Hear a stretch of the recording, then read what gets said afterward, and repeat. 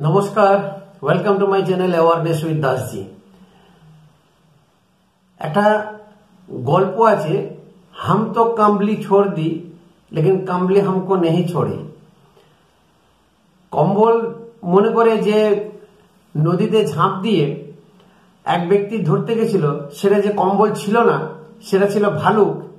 সেই ভালুক ভেবেছে যে সে বাঁচার একটা আশ্রয় পেয়েছে, এবার তাকে ধরে নিয়েছে। ওই জলের মধ্যে, স্রোতের মধ্যে ভাসি ভাসি নিয়ে যাচ্ছে।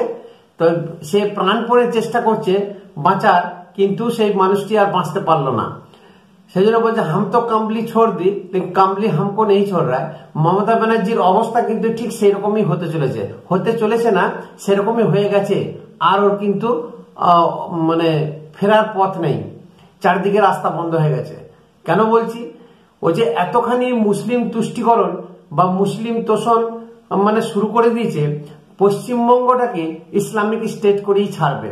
তার কারণ আজকে মুসলিমরা জেগে গেছে। সারা পশ্চিমবঙ্গে যত মুসলিম অধ্যুষিত এলাকা আছে, এবং বিশেষ করে মালদা, মুর্শিদাবাদ, দক্ষিণ 24 পরগনা এবং উত্তর 24 পরগনার অর্ধেক, এই যে সমস্ত অঞ্চলগুলো বা যে সমস্ত জেলাগুলি আছে, সম্পূর্ণ মুসলিম বহুল এলাকা। এরা কিন্তু খেপে গেছে, এরা কিন্তু বুঝতে শিখে গেছে। এরা এবারে একটা ইসলামিক রাষ্ট্র চাইছে বা ইসলামিক রাজ্য চাইছে ভারতের মধ্যে। অজিত দোভাল আমাদের পশ্চিমবঙ্গে হঠাৎ করে খুব গোপনে মিটিং সেরে গেছেন, এবং তার এনআইএ এবং কেন্দ্রীয় যে যত এজেন্সি আছে প্রত্যেকের সঙ্গে, এবং রাজ্যের যত সিআইডি গোয়েন্দা কর্তা আছে প্রত্যেকের সঙ্গে। তার কারণ হচ্ছে পাকিস্তান এবং বাংলাদেশে যে জঙ্গি বা আর্মি আইএসআই এজেন্ট ঢুকেছে বেনজলের মতো, সেই প্রচুর আইএসআই এজেন্ট এবং বাংলাদেশের জঙ্গি পশ্চিমবঙ্গে এখন আশ্রয় নিয়ে বসে আছে। তাদের উদ্দেশ্য হচ্ছে এই পশ্চিমবঙ্গ থেকে মুর্শিদাবাদ, মালদা, দক্ষিণ 24 পরগনা, উত্তর 24 পরগনা, এই বিশাল বড় একটা অংশ এবং চিকেন নেক, এটাকে কিন্তু নিয়ে বেরিয়ে যাবে, ভারত থেকে বেরিয়ে যাবে, বা ভারতের অঙ্গরাজ্য হিসাবে ইসলামিক রাজ্য বা ইসলামিক স্টেট হিসাবে ঘোষণা করবে। এরকম একটা বিশাল বড় একটা প্রোগ্রাম করে ফেলেছিল বা ফেলেছে। এই যে প্রতিনিয়ত যে মোল্লা, হাফেজ, যাই বলুন, এরা যে গরম গরম উত্তেজনামূলক হিন্দু বিদ্বেষী, ভারত বিদ্বেষী যে ওদের বক্তব্য, সেই বক্তব্য কিন্তু প্রতিনিয়ত ধরা পড়ছে। বাংলার সরকার কিন্তু ঘুমিয়ে আছে, বাংলার সিআইডি বলুন, পুলিশ প্রশাসন বলুন, একদম চুপ করে আছে। তাদেরকে একদম লালন পালন করছে তাদের বদান্যতায়, এখানকার প্রশাসনের বদান্যতায় তারা কিন্তু বেড়ে উঠেছে। আজকে দেখুন মুর্শিদাবাদে এই যে আমাদের ভারত চ্যাম্পিয়ন হলো, ভারত বিশ্ব বিজেতা হলো ক্রিকেটে, সেটা নিয়ে ভারতবর্ষের এরকম বহু জায়গাতে অশান্তির আগুন ছড়িয়ে গেছে, বিদ্বেষ ছড়িয়েছে এবং দাঙ্গা পর্যন্ত হয়েছে। এরকমই মুর্শিদাবাদে বেশ কিছু জায়গাতে দাঙ্গা হয়েছে, যেখানে সংখ্যালঘু হিন্দু আছে তাদের দোকান বাড়ি ভাঙচুর করেছে এবং একটা বাজারকে নাকি জ্বালিয়ে দিয়েছে। যাক, এরকমই প্রচুর খবর আসছে, যেটা মালদা, মুর্শিদাবাদ থেকে।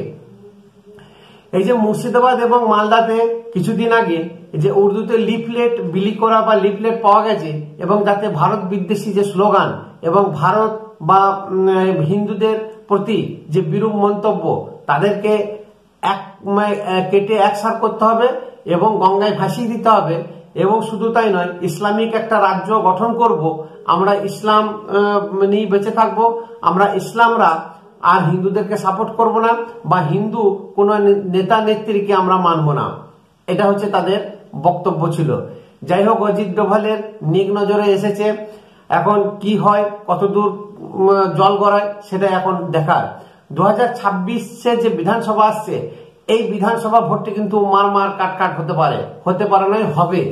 এই বিধানসভা কিন্তু সহজে মমতা ব্যানার্জি আসন ছাড়বে না, এবং টিএমসি যত সমর্থক বা টিএমসি যত নেতা মন্ত্রী আছে, তারাও চাইবে না 1 ইঞ্চি জমি ছাড়তে। এই সুযোগে যত মুসলিম আছে বাংলাদেশ থেকে ঢুকে পড়েছে, এবং বাংলাদেশের যত জঙ্গি প্রধান বা জঙ্গি এরকম মুসলিম বলুন, বা যত রকমের মৌলানা, দাড়িওয়ালা, টুপিওয়ালা, এরা কিন্তু সমস্ত মুসলিম জাতি, মুসলিম সম্প্রদায়কে একটা উত্তেজনামূলক বা উত্তেজিত হয়ে থাকার ভাষণ দিচ্ছে বা উত্তেজিত বা একত্রিত হয়ে থাকতে বলেছে। এরকমই একটা মুর্শিদাবাদের বিধায়ক প্রায় এরকম গরম গরম ভাষণ দিয়ে থাকে, এরকম মানে চমকানো মতন। যখনই ভোট আসে তখনই কিন্তু থ্রেড কালচার শুরু হয়। ওর কথায় কথায় আমরা 70%, হিন্দুরা এখানে 30%, আমরা ওদেরকে কেটে জলে ভাসিয়ে দিতে পারি, আমাদেরকে কিচ্ছু করতে পারবে না। ঠিক সেই রকমই আজকে সে মমতা বন্দ্যোপাধ্যায়কে ডাইরেক্ট থ্রেড বা ডাইরেক্ট এরকম ভয় দেখানোর মতন কথাবার্তা সে বলেছে। সে পরিষ্কার বলছে যে আমি কাউকে মানি না, আমি কোনো হিন্দু নেতা নেত্রীকে আমি মানতে রাজি নই। মুর্শিদাবাদে যে সমস্ত জেলা সভাপতি থেকে শুরু করে যত হিন্দু বিধায়ক বা নেতা নেত্রী আছে তাদেরকে আমি মানি না। এখানে মুসলিমদের হুকুমত চলবে। মুসলিমে এমন কিছু তোষণকারী আছে যারা তাদেরকেও সে মানে না। তাদেরকে যারা টিএমসির হয়ে সমর্থক বা টিএমসির হয়ে প্রচার করছে, মুসলিমদেরকে মানে ভুল বোঝাচ্ছে, তাদেরকেও ও মানবে না। তাহলে এখানে যে শুরু হচ্ছে, এবং ওদের দাবি যেটা সব থেকে খতরনাক এবং সব থেকে বিপজ্জনক ব্যাপার, যে টিএমসির কাছে একমাত্র তারা দাবি রাখবে এই আগামী বিধানসভায় 125 থেকে 130টা সিট মানে মুসলিম ক্যান্ডিডেটকে দিতে হবে। বিনা মুসলিম ক্যান্ডিডেট তারা মানবে না। যেখানে মুসলিম ক্যান্ডিডেট নেই সেখানে টিএমসি কে ভোট দেবে না। অতএব মুসলিম যদি টিএমসি কে সমর্থন করতে হয় বা টিএমসি যদি মুসলমানের সমর্থন নিতে চায়, তাহলে এরকম 125 থেকে 130টা মুসলিমকে বা 150টা মুসলিমকে এরকম টিকিট দিতে হবে টিএমসির তরফ থেকে। তাহলে বুঝতে পারছেন এই যে এখন থ্রেড কালচার শুরু হলো, এইটা সবে তো এখন শুরু হলো, এখন একটা বছর বাকি। তাহলে মমতা ব্যানার্জি যে বাঘের পিঠে চড়ে যে এত তুষ্টিকরণ, এত মানে তেল মাখানো, এত গাই দুধ দুইয়েছে, সে গাই কিনতে পারে চারা চাইছে, তাকে কিন্তু সেরকম পজিশন দিতে হবে। আজকে মমতা ব্যানার্জিকে মানি না, টিএমসি তাতে যদি দল থেকে বার করে দেয়, রেজিগনেশন দিতে বলে, জানা তাই সে বলল। তাহলে এবারে বুঝতে পারছে আজকে হুমায়ুন কবির কিন্তু এটা শুরু করলো। এইরকম হুমায়ুন কবিরের দেখে আরো অনেকে কিন্তু এরকম প্রত্যেকটি জেলায় জেলায় যত মুসলিম নেতা আছে, নেত্রী আছে, তারা কিন্তু হুঙ্কার ছাড়বে। আজকে বীরভূমে অনুব্রত মন্ডল তিহার জেল থেকে বেরিয়েছে, জেল খেটে আবার কিন্তু সমময় ঘুরে এসেছে। যতদিন অনুব্রত মন্ডল ছিল না ততদিন বীরভূম জেলার কামান কিন্তু কাজল শেখের হাতে দিয়েছিল। আজকে কিন্তু কাজল শেখ অনুব্রত মন্ডলকে মানে না, মানবে না। তাহলে এইরকমই যত জায়গাতে হিন্দু নেতা নেত্রী টিএমসির আছে এবং সেখানে যত মুসলিম অধ্যুষিত বা মুসলিম এলাকা বা মুসলিম অঞ্চলের মানুষ আছে, তারা কিন্তু পরিষ্কার বলে দিচ্ছে কোনো হিন্দু নেতাকে আমরা মানি না, কোনো হিন্দু নেত্রীকে আমরা মানব না। এখানে মুসলিম একমাত্র মুসলিম নেতাই থাকবে, মুসলিমের কথা মতো চলবে, মুসলিমের হিসাবেই টিএমসি দলকে চলতে হবে। তাহলে বুঝতে পারছেন যে বাংলা কোন দিকে যাচ্ছে, মমতা ব্যানার্জি আমাদের পশ্চিমবঙ্গকে কোন দিকে নিয়ে গেছে এবং খাদের কিনারা থেকে এবার ধাক্কা মেরে ফেলে দেবে। যে বাঙালি হিন্দুরা নিজেদেরকে প্রচুর চতুর ভাবে, খুব চালাক ভাবে, খুব বুদ্ধিমান ভাবে, আজকে কিন্তু সেই দিন আসছে তারা কিন্তু বাড়ি ঘর দূর ছেড়ে পালিয়ে যেতে হবে। আজকে যদি মুর্শিদাবাদ এরকম অল্প অল্প ক্যান্সারের মতন দেশটাকে বা রাজ্যটাকে জয় করবে এই মুসলিম সম্প্রদায়ের মানুষ। আজকে কিন্তু যাদের জমি জায়গা আছে বা না আছে, যাই হোক, হিন্দু যদি একজুট না হতে পেরেছে তাহলে অদূর ভবিষ্যতে বাংলাদেশের মতন অবস্থা ঘনিয়ে আসছে। আজকে উত্তরপ্রদেশের অবস্থা দেখুন, মধ্যপ্রদেশের অবস্থা দেখুন, সেখানে অনেক জায়গাতে হিন্দুরা কিন্তু বাড়ি ঘর দর বিক্রি করে দিয়ে পালাচ্ছে, সেখানে কিন্তু থাকতে পারছে না। এখনো হিন্দু রাষ্ট্র আছে, এখনো হিন্দুর সংখ্যা বেশি, হিন্দুর রাজত্ব চলছে।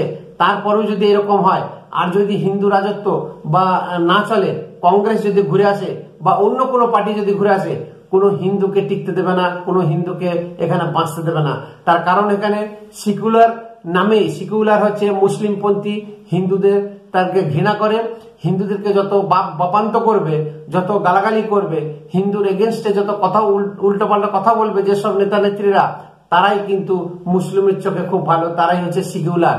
আর যারা হিন্দুকে ভালোবাসবে তারা কিন্তু সিকুলার নয়। অতএব প্রত্যেকটি হিন্দুর আজকে বোঝার সময় এসে গেছে। আজকে যদি না বোঝে তাহলে তারা নিজের দিন নিজেই ঘনিয়ে নিয়ে আসবে। প্রত্যেকেই কিন্তু সাবধান থাকা উচিত। তো হুমায়ুন কবির কি বলল আসুন শুনে নি। কতগুলি আছে না আমাদের কতটা হিম্মত আছে সেটা দেখাবো। দল যদি আমাকে বহিষ্কার করে আমি মেনে নিতে রাজি, দল যদি আমাকে সাসপেন্ড করে মেনে নিতে রাজি, মমতা বন্দ্যোপাধ্যায় যদি বলে তুমি রিজাইন করো আমি রিজাইন করতে রাজি, কিন্তু অন্যায় মানব না, মানব না। আর মুর্শিদাবাদের মুসলিমদেরকে খরিদ করা, এখানকার এক শ্রেণীর দাড়িওয়ালা টুপিওয়ালা মুসলিমদের হয়ে মুসলিম সমাজকে কুলসিত করছে, সেই দাড়িওয়ালা টুপিওয়ালাদেরকেও আগামী দিন আমি ধরবো। যারা মুসলিম সমাজের বেশ পড়ে দাড়িওয়ালা টুপি মাথায় দিয়ে ২৫০০ টাকা পাওয়ার লালসে যারা এখানে এদের এই সরকারের সঙ্গে চামচাগিরি করছে, তাদের বিরুদ্ধেও সমাজে আগামী দিনে জিহাদ হবে। কি করে এখানে মুসলিম সমাজকে এইভাবে অসম্মান করা হচ্ছে? ৭২ ঘন্টার মধ্যে শাউনি সিংহ রায়কে যদি না অপসারণ করা হয় তাহলে এই তৃণমূলের পার্টি অফিস ঘেরাও হবে, আমাদের নেতৃত্বে আমরা ঘেরাও করব ওই শাউনি সিংহ রায়কে অপসারণ করার দাবিতে। তারপরেও যদি শাউনি সিংহ রায়ের পক্ষে মমতা বন্দ্যোপাধ্যায় থাকে, মমতা বন্দ্যোপাধ্যায় তার পক্ষে থাকবে, আমরা কি করব তার ইঙ্গিতের কোনো প্রশ্ন নাই। পরবর্তী সিদ্ধান্ত ৭২ ঘন্টার পরে জানাবো। ভিডিও যদি আমার ভালো লাগে অতি অবশ্যই একটা লাইক করবেন, শেয়ার অবশ্যই করবেন, আপনাদের কাছে অনুরোধ রইল, এবং সাবস্ক্রাইব করবেন।